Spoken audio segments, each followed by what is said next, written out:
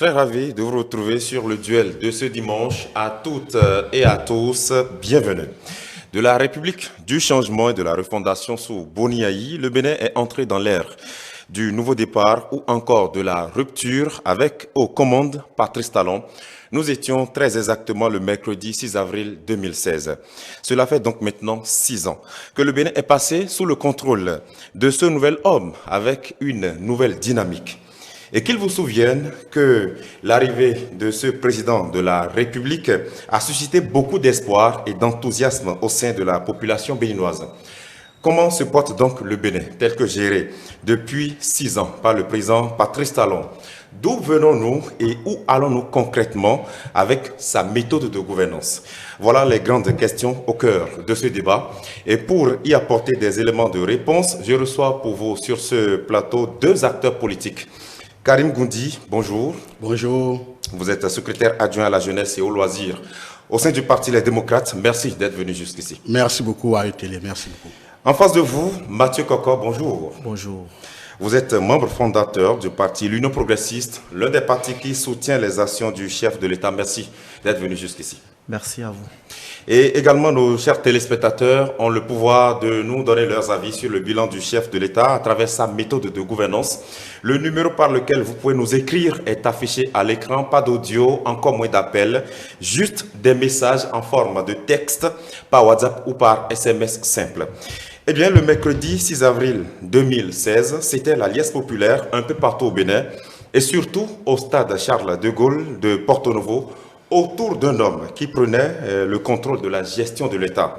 Et dans cette euphorie populaire, vous allez le voir, Patrice Talon n'a pas mâché ses mots en annonçant les grands axes de sa gouvernance. On regarde.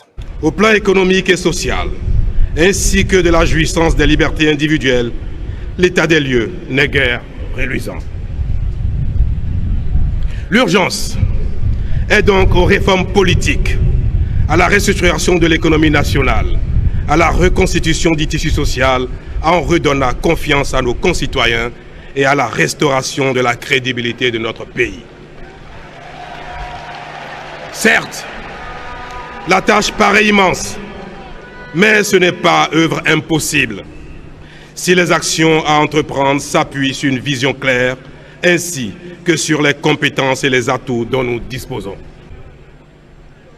Je m'engage à promouvoir une justice indépendante, la même pour tous, accessible et efficace, ainsi qu'à redynamiser et moderniser l'administration publique. La compétence sera désormais le principal critère de promotion des cadres au poste de responsabilité. J'instituerai des corps de contrôle indépendants dont la mission principale sera de veiller à l'orthodoxie financière dans toutes les administrations, offices et sociétés d'État. Enfin, je ferai de la lutte contre la corruption un combat de tous les instants et de tous les jours. Donc, un ton ferme dans ce discours d'investiture à sa prise de pouvoir en 2016. Ce n'est qu'un échantillon. Karim Goundi, 6 ans après sa prise de fonction, ne peut-on pas dire aujourd'hui que Patrice Talon est resté fidèle quand même à sa feuille de route, ainsi déclinée sous la clameur populaire? Merci beaucoup pour l'invitation. Je vous téléspectateurs ont suivi tout à l'heure le discours d'investiture que les téléspectateurs ont suivi a été précédé d'une élection transparente, ouverte, transparente, crédible, où le jeu démocratique s'est exprimé. Et le président Patrice Talon a été élu en 2016 avec près de 65% des voix.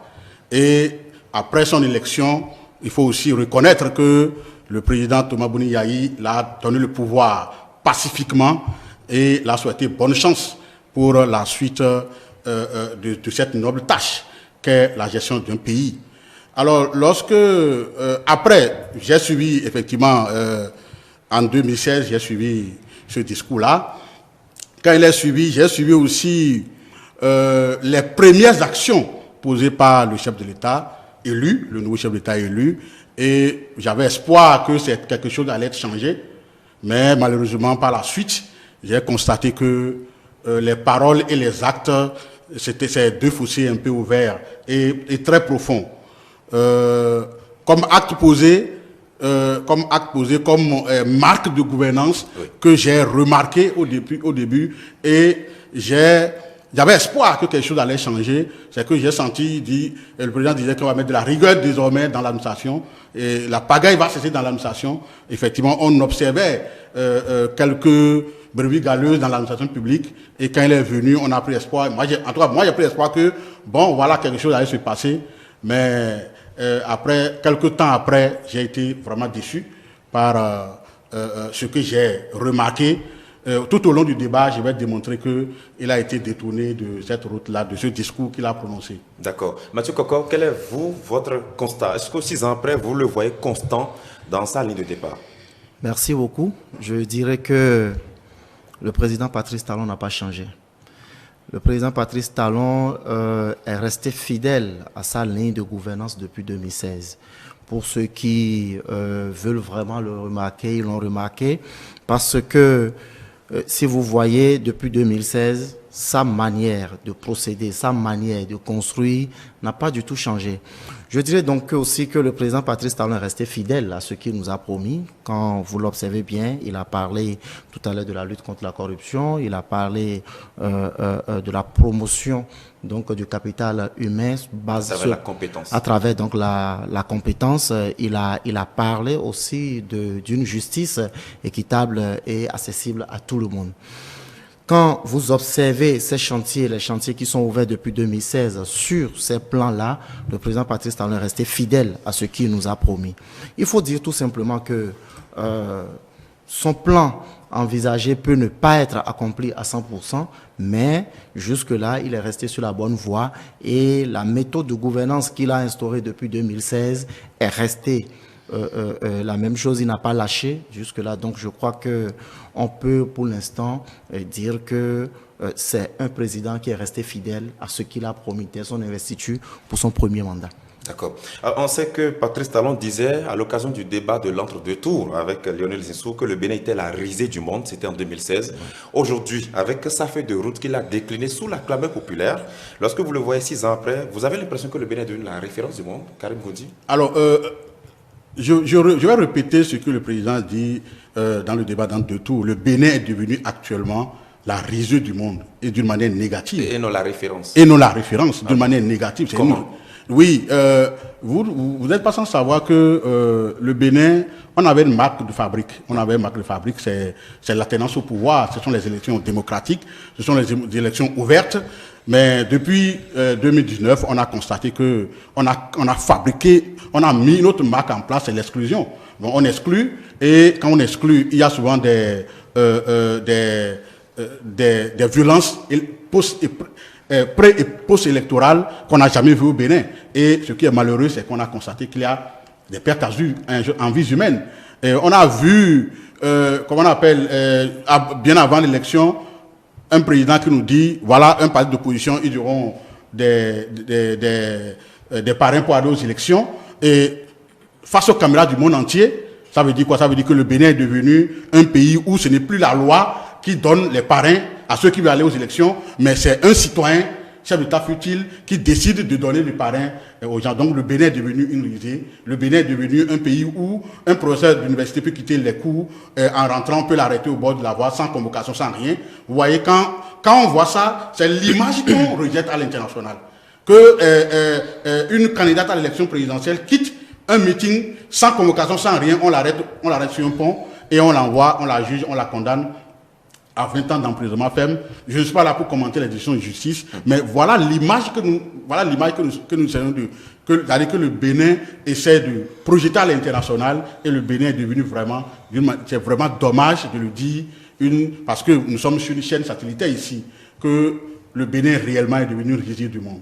Vous êtes entré dans la réforme politique avec, oui, bien sûr, les questions de démocratie et des droits de l'homme. Bien sûr. Mais Patrice Talon avait déjà promis en 2016 qu'il allait gouverner avec, on va dire, beaucoup de méthodes et surtout sans état d'âme. Oui. Lorsqu'il venait, il avait annoncé qu'il ferait des réformes politiques. Bien sûr. Toute la classe politique était d'accord. D'accord. Vous n'avez pas l'impression qu'après, il a été peut-être incompris ou abandonné des acteurs politiques qui eux-mêmes avaient porté aussi le diagnostic qu'il fallait réformer la classe politique? Et le diagnostic était bon, était clair. Il fallait qu'on n'ait pas un pléthore de partis politiques. Oui. Même si ce que je dis, c'est en contradiction au fait que nous, après la conférence nationale, nous sommes passés au multipartisme intégral. Alors, je voulais vous dire ceci. Ce que les gens avancent pour dire réforme du système partisan, c'est tout sauf une réforme du système partisan. Parce que le résultat de la réforme, c'est quoi?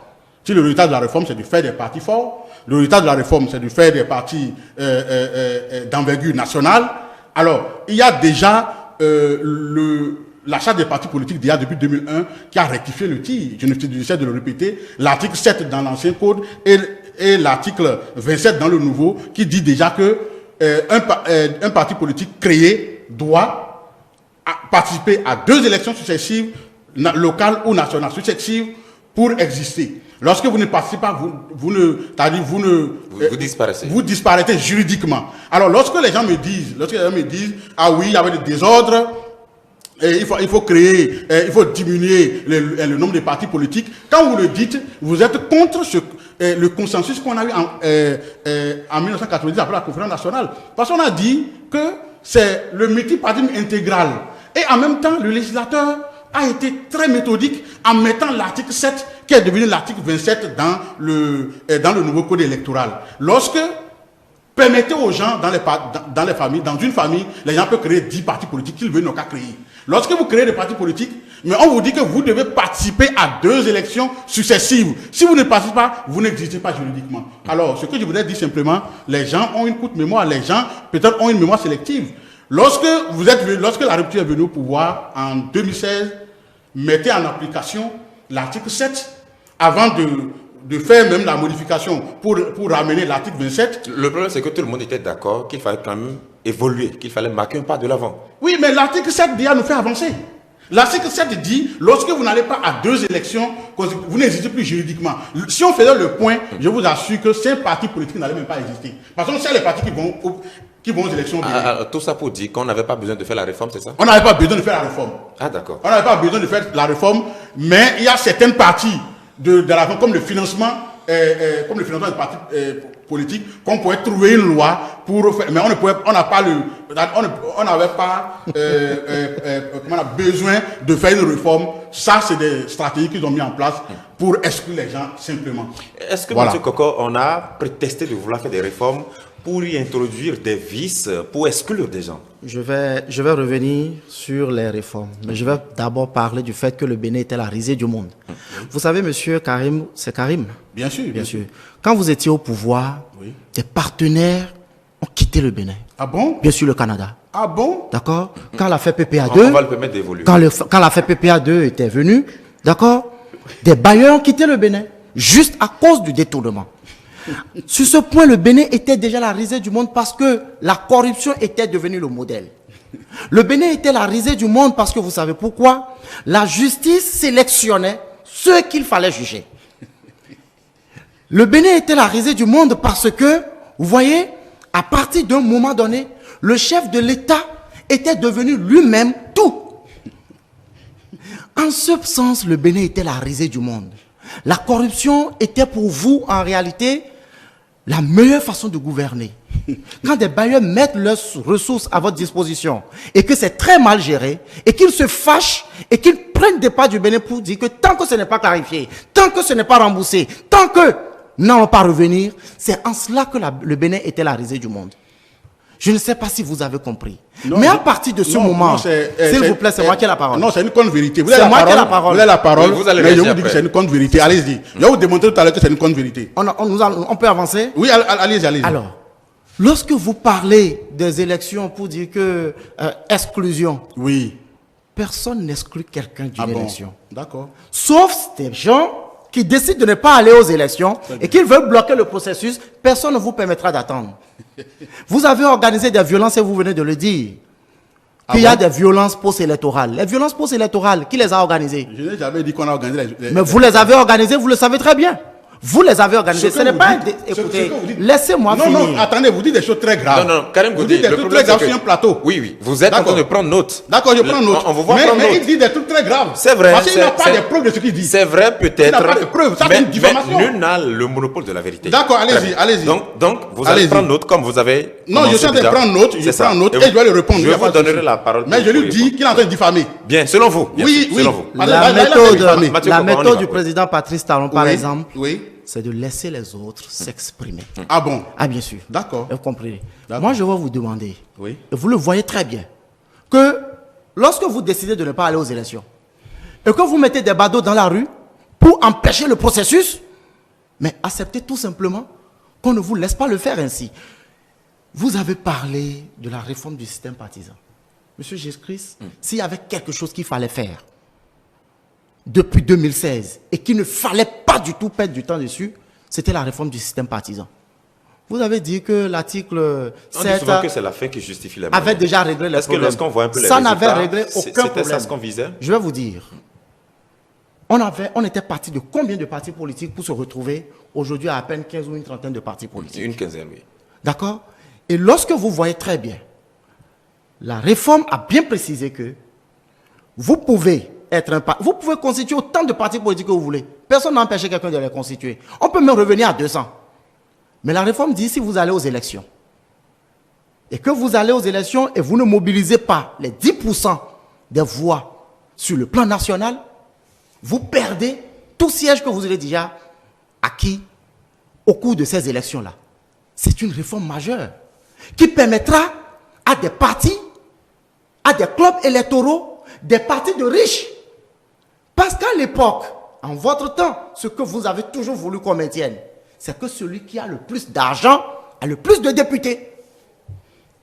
C'est celui qui a plus d'argent. Et c'est en ce moment-là que les partis politiques se constituaient autour des fortunés. Les partis politiques se constituaient autour des gens qui ont réussi à détourner les fonds publics de notre pays. Et c'est ce qui s'est passé depuis longtemps.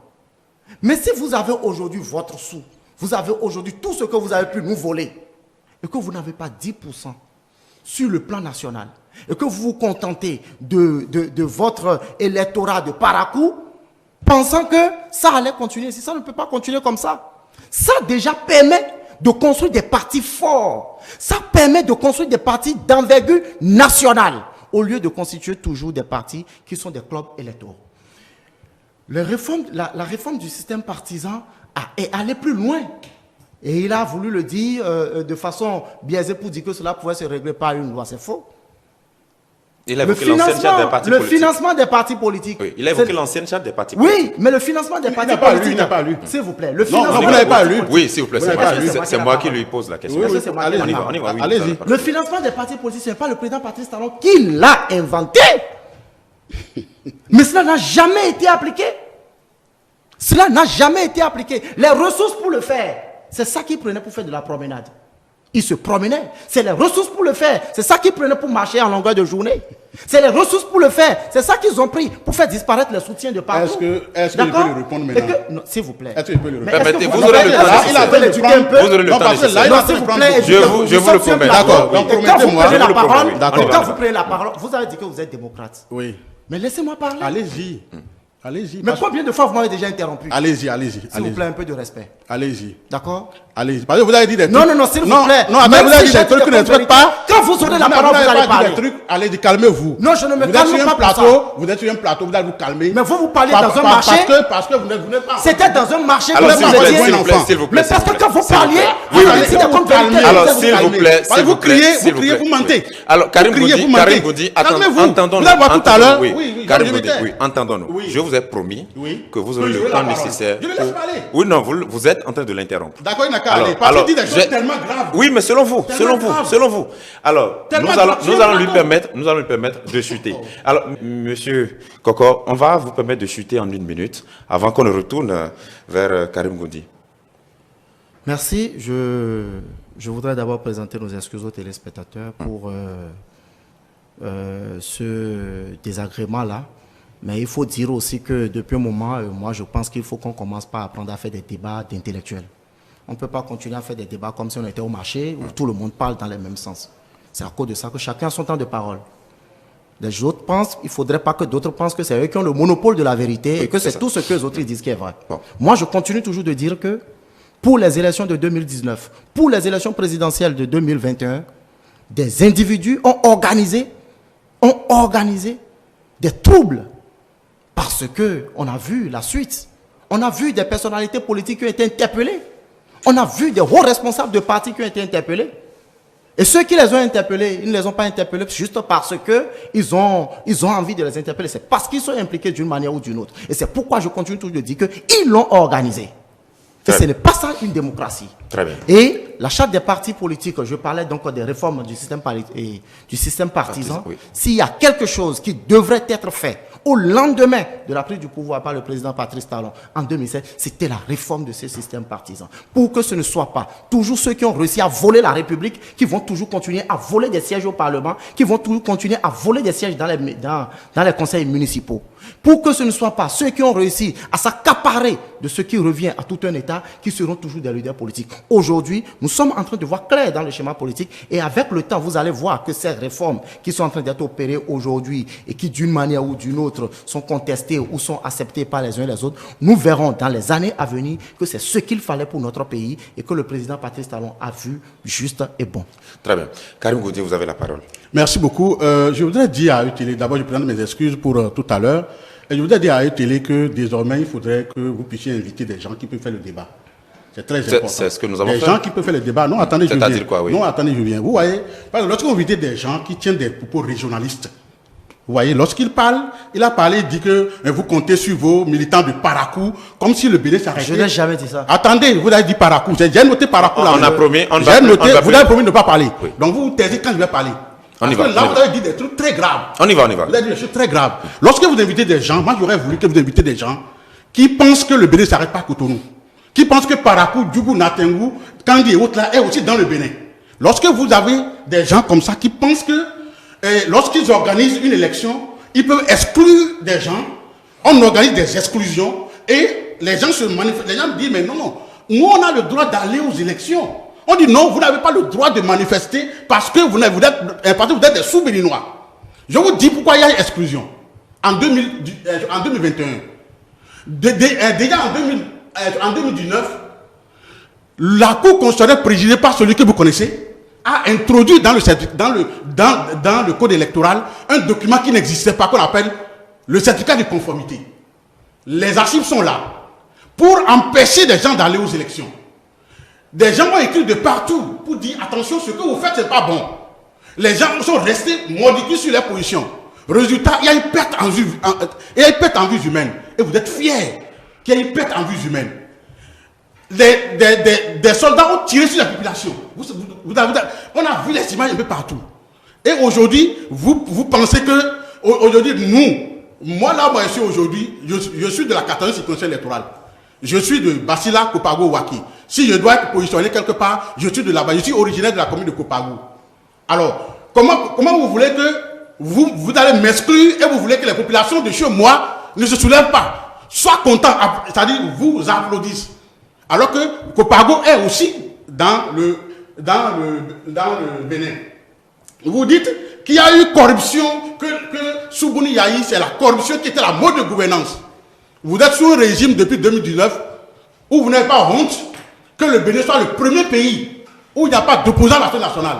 Et vous êtes jeune, vous dites que vous êtes intellectuel. Vous dites que vous voulez faire un débat intellectuel. Vous dites que vous êtes allé à l'école et que vous connaissez ce qu'on appelle une république. Et vous avez une république dans laquelle il n'y a pas opposant à l'Assemblée nationale. Le Bénin est le premier. Même en Corée du Nord, il y a opposant à l'Assemblée nationale. Vous êtes fiers de ça. Moi, j'ai honte à votre place. J'ai honte que vous soyez jeune, que vous soyez dans un parti qu'on appelle UP, et que les gens excluent et que vous applaudissez. Lorsque vous faites ça, c'est-à-dire, je vais vous poser une question simple, c'est vrai. Moi, je me pose la question et je réponds à votre place.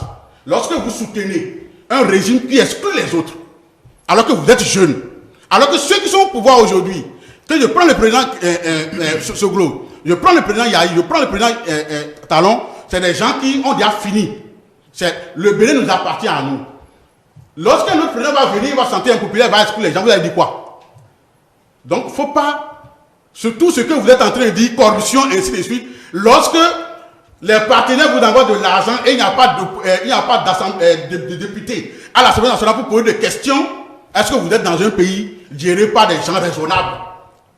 Vous êtes dans un pays géré par des gens raisonnables. Vous êtes des choses très graves. Là, je baisse le ton pour vous le dire. Vous avez affirmé que des gens ont organisé des badauds, que des gens ont manifesté, des gens ont fait des choses. Je peux porter plainte contre vous. Faites-le. Je peux porter plainte contre vous et ne soyez pas étonné que dès la semaine prochaine, je dépose une plainte contre vous pour que vous puissiez vous justifier. Parce que vous dites que des responsables, ça veut dire que quand on dit que des leaders politiques ont été interpellés, ça veut dire que vous avez des preuves qu'ils ont organisées. Moi, je dis que moi, j'ai déposé une plainte contre vous et vous allez vous justifier. Alors oui, il faut qu'on avance quand même, parce que là, ce n'est pas un débat personnalisé. Il dit par exemple qu'on a mis de l'argent, on a volé de l'argent, on a fait des trucs. Puisqu'on est là pour voir si on a évolué ou pas. Oui, exactement. Sous le président Yahi, la caution pour aller à l'élection présidentielle, c'est 15 millions. Bien. Sur le président Talon, c'est 50 millions. Qui a mis l'argent devant? Entre les deux présidents, qui a mis l'argent devant? La caution, c'est 50 millions. Lorsque vous avez quelqu'un, au nom de quoi, si je n'ai pas de l'argent, je ne peux pas avoir une tête pour réfléchir, pour diriger un pays. Et on met la caution à 50 millions. Mais je m'arrête là d'abord. C'est ça, très bien. Je m'arrête là d'abord, oui. pour ne pas me brûler la parole. Oui. Alors, Karim Goudi, tout à l'heure, vous vous êtes adressé à ETélé, et puisque sur ce plateau, c'est moi qui porte la voix, je voudrais aussi vous dire que autant nous invitons M. Koko pour débattre avec vous, autant nous vous invitons, on aurait pu inviter d'autres personnes, parce que nous estimons que vos différentes positions sont nécessaires pour la vitalité de la démocratie. Bien sûr. Et l'autre question aussi, comme un téléspectateur, Xavier Kodia, par exemple, qui dit de vous dire que parler est un besoin, mais que écouter est un art. Oui. Lorsqu'il fait des déclarations que vous dites à la télévision que vous allez porter plainte contre lui, nous, on aurait suggéré que ce soit tout dans le cadre des débats télévisés, dans des échanges d'idées. Alors, parlant de cela, peut-être qu'avant la fin de cette émission, vous allez peut-être vous adoucir davantage, mais je voudrais qu'on puisse évoluer sereinement. Mathieu Koko, lorsqu'on voit un peu, j'allais dire, la gouvernance de Patrice Talon, peut-être sur des questions d'état de droit, de démocratie, puisque nous y sommes là. Vous avez l'impression que, franchement, de façon très sincère, on a évolué ou on a peut-être fait un peu plus de vices? Est-ce qu'on a brimé des droits des humains? Il a donné des cas tout à l'heure. Vous avez l'impression que sur ces questions-là, on n'a pas été dans la droiture comme il se devait peut-être? Écoutez, je vais répondre à votre question. Oui. Le président Patrice Talon fait partie des rares présidents qui, depuis 1990, laisse aller en prison ses partisans. Boni Yahi ne l'a jamais fait. C'était le réseau organisé pour ruiner le pays à travers la corruption, le détournement de nos ressources. C'est à cause de ça qu'ils ont fui, ils sont partout dans le monde là. Ruiner le pays. C'est sous lui qu'on a dit que des ministres rentrent à la maison avec des sacs de jute remplis d'argent. Souffrez qu'on vous le dise. Le président Patrice Talon fait partie des rares présidents depuis la conférence nationale qui laissent ses partisans aller en prison lorsqu'il gère mal. Qui me donne un seul exemple de partisan de ministre de Boni Yahi qu'il a laissé aller en prison, ou de maire de Boni Yahi, même conseillers municipaux, laissés aller en prison parce qu'ils ont mal géré. C'est ça la justice dont nous parlons. C'est ça l'équilibre, l'accès à la justice de tous dont le président Patrice Talon a parlé. C'est ça la lutte implacable contre la corruption dont il a parlé. On ne viendra pas de partout parce qu'on veut. On a la possibilité d'utiliser 4 micros à la fois, qu'il faut le faire. Je suis désolé. Ils ont ruiné notre pays. Ils ont fait de notre pays ce qu'ils ont voulu. Et comme le président Patrice Talon ne leur donne pas l'opportunité de le faire, ils pensent que nous sommes en train de faire autre chose. On parle de caution. Monsieur Karim, la caution d'un candidat est payée par les militaires, le candidat lui-même. Ce n'est pas le candidat qui paye ça. La caution, c'est ce que les militants du parti se mobilisent pour cotiser pour le candidat. On peut l'amener à 100 millions. Si vous voulez être candidat, mobilisez vos militants et vous allez cotiser cet argent pour qu'il aille aux élections. C'est ça le sens de la réforme. C'est pour que celui qui a détourné nos sous pour aller vivre aux États-Unis ne descend pas du jour au lendemain avec des sacs au dos pour dire ça y est, je veux être président. C'est ça l'objectif de la réforme. Ça ne peut pas continuer tel que vous l'avez laissé. On ne va pas continuer à emprunter des chemins que vous avez prébattus pour... Le Bénin a besoin d'avancer. Demandez à M. Karim. Aujourd'hui, la France est en train de faire le premier tour des élections présidentielles. Est-ce que vous savez qu'il y a des candidats, des gens qui ont voulu être candidats en France et qui n'ont pas pu parce qu'ils n'ont pas eu le parrainage? Est-ce que vous le savez? Mais pourquoi leurs militants de leur région ne se sont pas soulevés? Mais là, vous ne faites pas dans du régionalisme comme il le dit. Je ne rentre pas. Non, moi, je ne suis pas dans ça. J'ai bien donné un exemple tout à l'heure pour dire que vous ne pouvez pas avoir un parti en comptant sur, par exemple, vos militants de Parakou pour dire que c'est seulement eux qui suffisent. Il a encore prononcé le mot. Je l'ai dit. Voilà. Si vous le comprenez dans ce sens de régionalisme, ça fait votre affaire. Je pouvais dire Zé, je pouvais dire Koulékamé, je pouvais dire autre chose. C'est pourquoi ce n'est pas de la fixation. Je ne fisque rien. Très bien. Quand des candidats français ont été recalés pour faute de parrainage, vous avez vu qui marchait. Le rôle du leader, c'est de pouvoir expliquer. Ce n'est pas le leader qui enflamme, mais eux, ils enflamment. Bien. Il n'a qu'à déposer sa plainte. Maintenant, pour avancer, vous m'avez demandé si le président Patrice Talon... Oui. Mais les libertés, quand on dit qu'il n'y a pas de parti d'opposition, il n'y a pas de parti d'opposition, lui parle ici. Il n'y a pas de parti d'opposition et lui parle ici. Il n'y a pas de parti d'opposition. On a vu des gens faire le tour du Bénin. Ils ont dit beaucoup de choses. Combien de fois avez-vous entendu le président Patrice Talon demander d'aller arrêter quelqu'un parce que la personne a porté atteinte à lui? Le président Boni Yaya a demandé qu'on arrête Azanaï juste parce qu'au cours de la campagne, l'autre a dit des choses. On a vu ce que ça a donné. Mais qu'on arrête de nous faire voir pour des chiens. Qu'on pense que nous avons la mémoire courte. 2016, ce n'était pas loin. Ce qu'on a vécu entre 2006 et 2016, on le sait. Très bien. Je voudrais aussi qu'on vous écoute sur les questions de liberté. Karim vous dit, je vous ai vu rire tout le temps. C'est drôle ce qu'il dit sur les questions de liberté. C'est très drôle parce que moi j'aurais voulu qu'on fasse un débat vraiment un peu élevé. Mais contrairement à ça, je vois un débat vraiment, que mon ami m'excuse, hein, un débat vraiment un peu bas, qui m'excuse.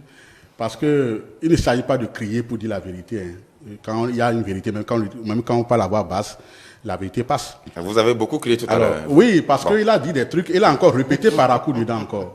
C'est parce qu'il a dit des trucs tout à l'heure. Quand vous connaissez l'histoire de ce pays, le Bénin est un et indivisible.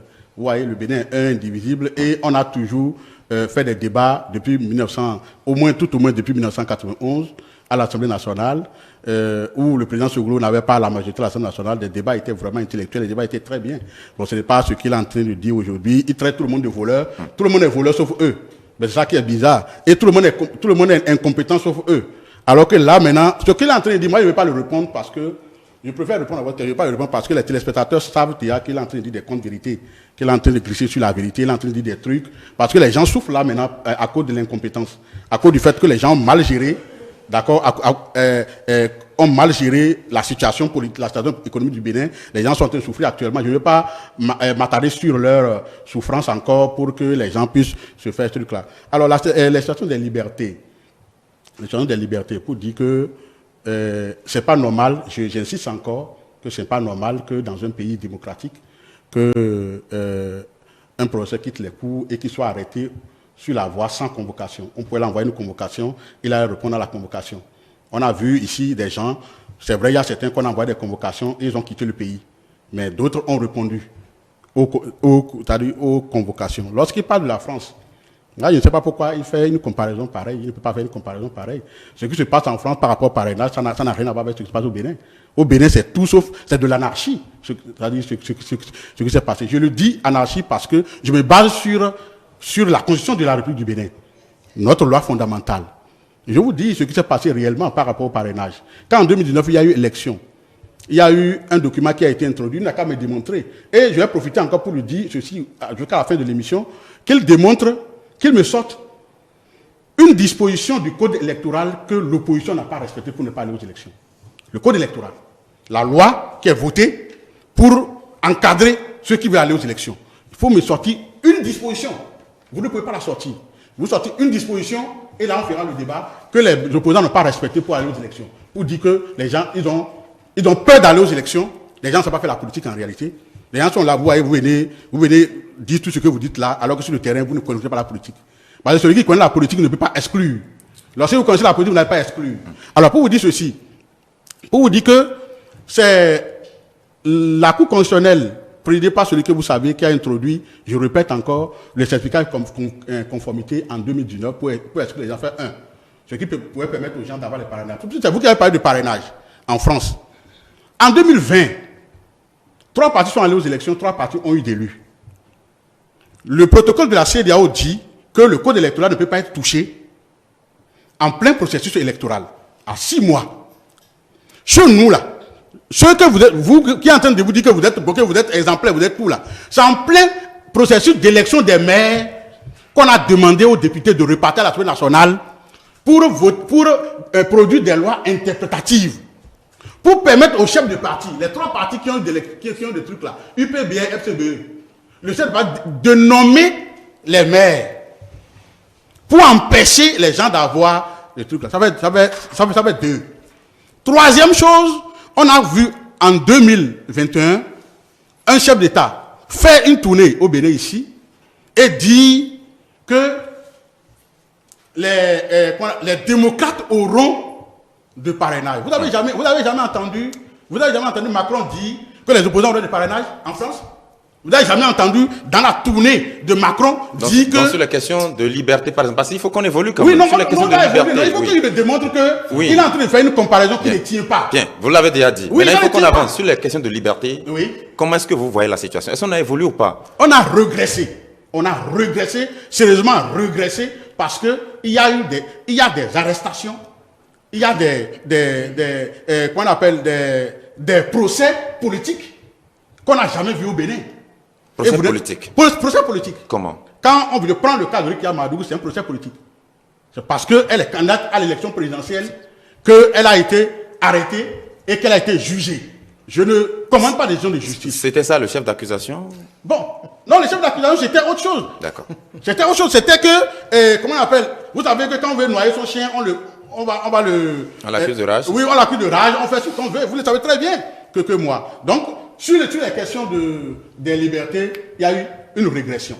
Voilà ce que je voulais dire par rapport à ça. Pour qu'on puisse vraiment évoluer, il faut qu'on aille sur autre chose. Bien sûr. Oui, Mathieu Koko, de ce que vous avez entendu, avez-vous des clarifications à faire pour qu'on évolue? Non, si vous voulez vraiment qu'on évolue, j'ai entendu ici dire par exemple que c'est parce que quelqu'un a été candidat qu'on l'a arrêté.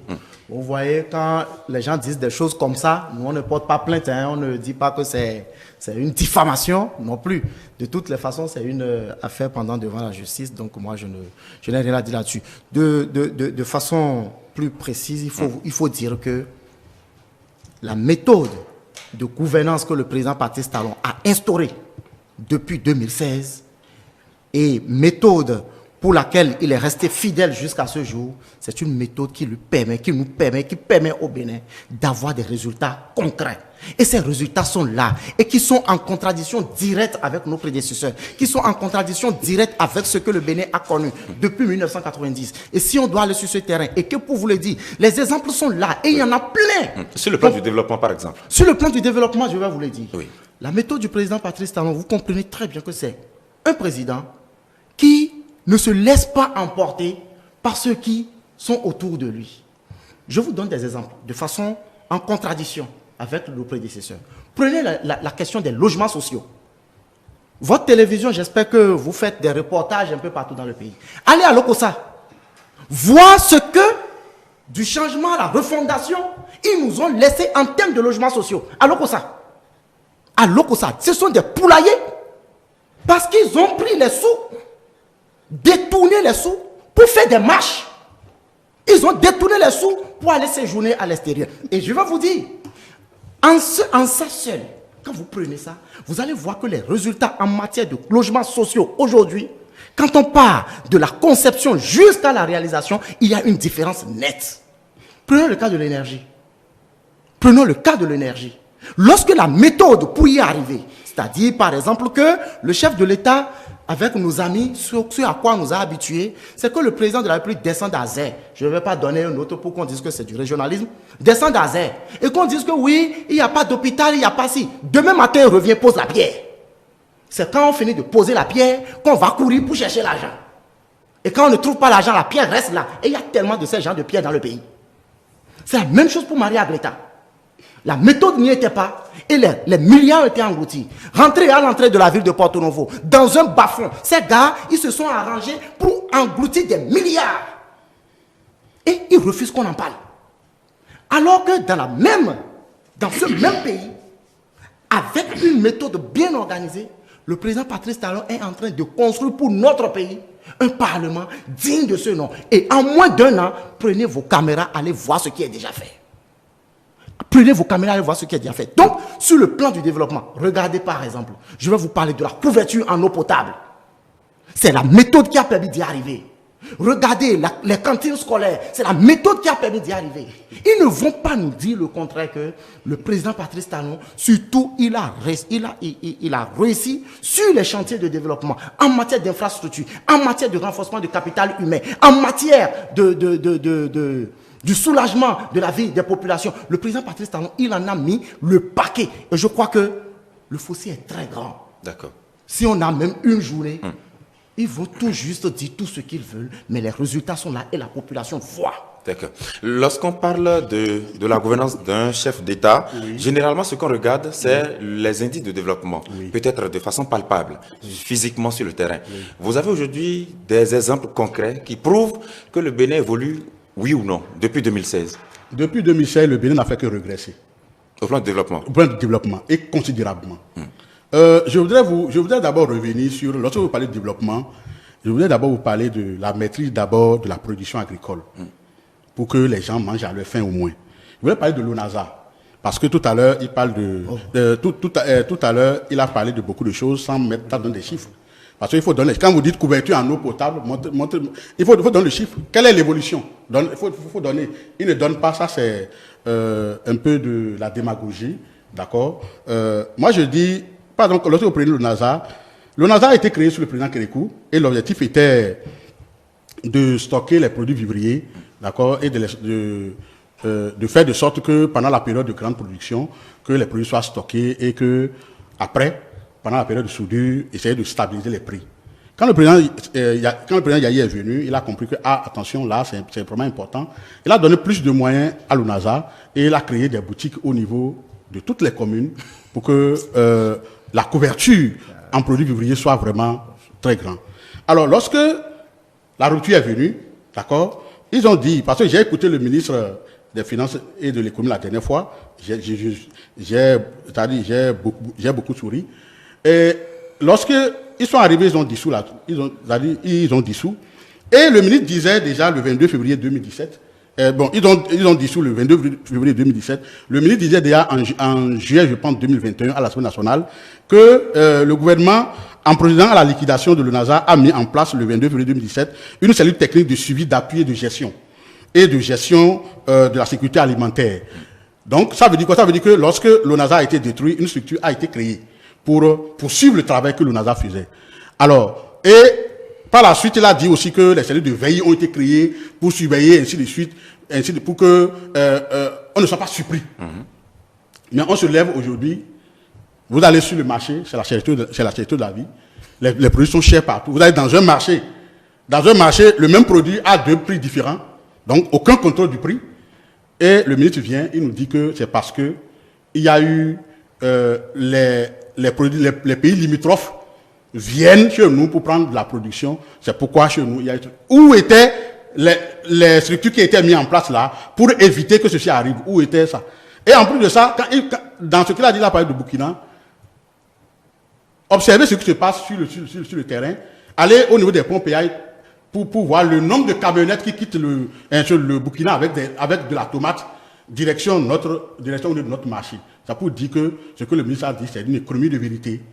C'est que la production n'a pas été maîtrisée et tout ce qui a été fait, ça a été de l'amateurisme sur ce domaine-là. Et aujourd'hui, le maïs, le haricot, le riz, et ainsi de suite, est très cher. Alors, lorsque aujourd'hui, Mais il y a souvent des classements de transparence internationale, des organismes internationaux qui mettent le Bénin à des rangs reluisants au plan économique. Oui, vous savez, quand c'est... Est-ce que ce n'est pas parce que la méthode a payé Non, ce la n'est pas façon ça, dont ce on n'est gouverne pas ça. l'État? Ce n'est pas Est-ce que ça. ce n'est pas cette rationalisation des dépenses? Ce n'est pas ça. Je vais vous dire pourquoi. Oui. Je vais vous dire ce qui se passe. Quand ils viennent, ils posent des questions aux gens. Ça dépend de là où ils vont chercher les informations. Je voudrais informer votre téléspectateur que le ministère de l'Agriculture qui est là n'a pas de données sur la production agricole. C'est l'AIC qui a des données sur la production agricole et sur la production cotonnière. Sur la production cotonnière. Alors, lorsque, par exemple, c'est l'AIC qui produit, et c'est l'AIC qui doit donner l'information au ministère, et lorsque un organisme vient, par exemple, si l'AIC, si par hasard, l'AIC, par exemple, les dirigeants de l'AIC ont une relation étroite avec ceux qui gèrent le pays, vous êtes d'accord avec moi que pour la propagande politique, on peut gonfler les taux de production. Et lorsqu'on gonfle les taux de production, non, c'est moi qui ai la parole, s'il te plaît. Oui, allez-y. D'accord. Et lorsqu'on gonfle les taux de production et on met des chiffres pour dire que le PIB est gonflé, le PIB est temps, alors que réellement sur le terrain, est-ce que vous constatez réellement que depuis que la rupture est venue, Oui. si vous allez à l'intérieur de la population, vous allez voir que les populations ont plus faim aujourd'hui qu'hier. Très bien. Attendez que je finisse cette partie-là. Attendez que je finisse. Depuis que la rupture est venue, on n'a plus de chômeurs. On n'a plus de chômeurs. La preuve, c'est que les sociétés d'État et les sociétés privées ont été fermées officiellement. Si vous voulez, je vous cite quelques-uns qui ont été fermés. Vous prenez le cas de la CNCB. Vous prenez le cas de la Cobenam.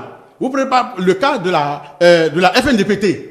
Vous prenez par exemple le cas d'une société privée qu'on appelle Kajak Common, qui a fermé et qui emploie des milliers de personnes. D'accord. Cette preuve-là, ces indices-là suffisent pour montrer réellement qu'il n'y a plus de chômage, il n'y a plus de pauvreté. Très bien. Mathieu Koko, est-ce que c'est parce que la méthode n'a pas marché qu'on est arrivé à ces résultats qu'il cite? Non, moi je ne connais pas ces résultats justement. D'accord. Mais ils sont là. Moi je ne connais pas. Ils sont là. Moi je ne connais pas ces résultats justement. Je voudrais informer Karim pour lui dire tout simplement que en matière de couverture en eau potable, de 1960 à 2016, le Bénin était à 42%. Oui. Et que entre 2016 et 2017, entre 2017 et 2020, nous sommes à 70%.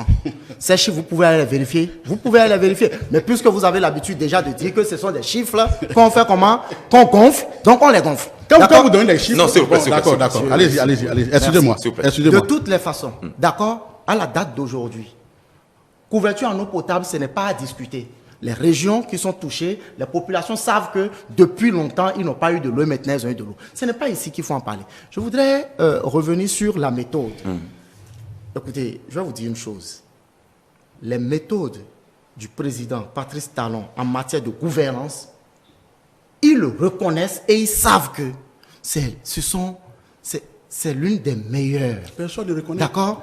Parce que le vrai problème qui n'arrive pas à régler, le vrai problème qui n'arrive pas, la vérité qui n'arrive pas à dire, c'est que les sociétés qui ont été fermées, je parle surtout des entreprises publiques. Non, vous pas le président Patrice Talon. Non, mais écoutez, l'ONASA a été fermé. Mais ils n'ont qu'à nous dire. Oui. D'accord? Le résultat des audits de l'ONASA. L'ancien directeur général de l'ONASA n'a-t-il pas été interpellé par la justice pour rendre des comptes? Où sont passés ceux qui ont géré donc, la Sonapra? Beaucoup ont pris la fuite par ici. Mais dites-moi, J-Christ, lorsque vous ne vous reprochez rien, il suffit qu'on dise qu'on a commencé par faire audit, vous prenez la fuite. De quoi nous parlons là? Lorsque vous créez une société et pour lequel il y avait des objectifs bien fixés, et que ces objectifs, à la limite, vous constatez peut-être que les objectifs sont atteints, ou bien que la procédure, ou bien cette société ne peut plus contribuer à résoudre vos problèmes, mais pourquoi garder ça? C'est pourquoi moi je continue toujours de dire que la population, c'est déjà ça l'État. L'État, ce n'est pas Patrice Talon. L'État, c'est nous tous. Mais pourquoi nous pensons par exemple que lorsque j'ai la possibilité d'aller vendre mon maïs à 100 000 francs au Burkina, d'accord, et qu'au Bénin, je ne peux le vendre qu'après à 15 000 francs, je suis tenté d'aller vendre mon maïs au Burkina Faso. Mais en allant vendre mon maïs au Burkina Faso et que j'envoie le stock là-bas pour aller vendre ça là-bas pour avoir beaucoup plus d'argent, je finis de vendre, j'ai l'argent. Oui. Mais je reviens ici, je dois consommer le maïs. Et qui n'en a plus? Ceux qui n'ont pas pu exporter les leurs, ils vont faire quoi? Ils vont me le vendre plus cher. Mais c'est ce qui s'est passé à un moment donné. Et vous ne pouvez pas dire que le gouvernement n'a pas pris des mesures. Dès que la situation a été connue de tous, le président de la République, par l'entremise des commissariats et autres, ils ont commencé par à raisonner. Des camions, des tonnes de vivres ont été ramenés et stockés et revendus. Vous ne pouvez pas dire que ce n'est pas une méthode forte. Mais pendant combien de temps? Maintenant, il y a une IVET qui existe et qui demande aux gens, les prix sont harmonisés. Lorsque vous constatez que les prix indiqués ne sont pas appliqués, appelez donc pour signaler. Combien appellent pour signaler? Donc, ce qui veut dire que nous sommes complices de ce qui se passe. D'accord. On va finir en une minute chacun sur cette question. Le président Patrice Talon a été porté à la tête de l'UEMOA. Est-ce que ce n'est peut-être pas parce que quelque part, sa méthode de gouvernance constitue quelque part un modèle pour que ses pairs lui confient cette organisation, cette union sous-régionale? Karim Goudi. Merci beaucoup, monsieur. On a longtemps dit que le Bénin s'isolait. Oui, bien sûr. Et ça continue, le Bénin continue de s'isoler. Avant de revenir sur votre... Je vais revenir rapidement, hein, s'il vous plaît. Une minute simplement. Je voulais dire à mon ami qui est en face de moi que lorsqu'il avance des chiffres, il doit se mettre dans la tête que nous aussi, on a des chiffres. Oui, les chiffres existent. Si. Je vais vous envoyer des chiffres ici, après, parce qu'ils ne sont pas avec moi, qui là, montrent que le chiffre en couverture... Là, ne parlons plus, on évolue. Oui. Non, en taux de couverture. Non, pour montrer que le taux de couverture, là, que c'est faux. Très bien. Puisque vous ne l'avez pas maintenant... C'est faux. Ça, là, je vais lui envoyer. Je vais vous envoyer, mon frère, je vais vous envoyer. On y va. Je vais envoyer ici des types qui montrent que c'est faux ce que vous dites. Bien. Lorsque vous dites que... comment on appelle que... les gens fuient, quand vous prenez la parole, vous dites que les gens fuient la justice, les gens tracent, ainsi de suite. Calmez-vous. Le jour où le président Patrice Talon va finir ses 2 mandats, ils vont revenir. Et il va partir. Ils vont revenir. Vous allez voir que parmi vous, les gens vont fuir aussi. Ils vont sérieusement fuir. Et ils le savent qu'ils vont fuir. Donc, n'allez pas sur ce plan-là. Ne faisons pas de débat sur ce plan-là. Nous, on sait qu'ils vont fuir parce que nous, on sait qu'ils sont en train de détourner. Mais on ne dit rien parce qu'ils sont là actuellement. Lorsque vous parlez du cajou, qu'on peut vendre le cajou, ainsi de suite, je voulais vous informer que le gouvernement a pris des mesures pour que les produits de première nécessité ne sortent pas, ne traversent pas les frontières. Le gouvernement a pris des mesures pour que les paysans n'arrivent pas à vendre leur cajou au Togo, par exemple. Et c'est normal que le gouvernement le fasse. Aujourd'hui, si vous allez voir encore qu'il y a du cajou. C'est ça. T'as dit qu'il y a du cajou de l'autre côté. Bon, sur la question de l'UEMOA, rapidement. Non, sur la question de l'UEMOA, il faut reconnaître que le Bénin fait partie de l'UEMOA. Ce n'est pas la rupture qui a mis le Bénin dans l'UEMOA. Donc ça veut dire que quand le tour du Bénin vient, il faut donner au Bénin son tour. Ça n'a rien à voir avec la gestion quelconque, la bonne gestion, bien la bonne méthode. Ça n'a rien à voir. Ça là, tout le monde le sait. Ils peuvent faire une communication, dire ce qu'ils veulent, mais puisque le Bénin est dans l'UEMOA, qu'on le veuille ou non, le tour du Bénin viendra et le Bénin va prendre. C'est tout ce que moi j'ai dit. Voilà. J'ai suivi le président Abraham Zizilokwe, qui a été président de la Cour de l'UEMOA, dire que c'est d'abord le leadership du président qui paye. Parce que, bien évidemment, que ce soit une présidence tournante, ce n'est pas une évidence automatique que, au fur et à mesure, on dit que tel a fini, tel prend. Ce n'est pas ça. Il faut d'abord la confiance de vos pairs qui vont vous confier donc la gestion de cette institution-là.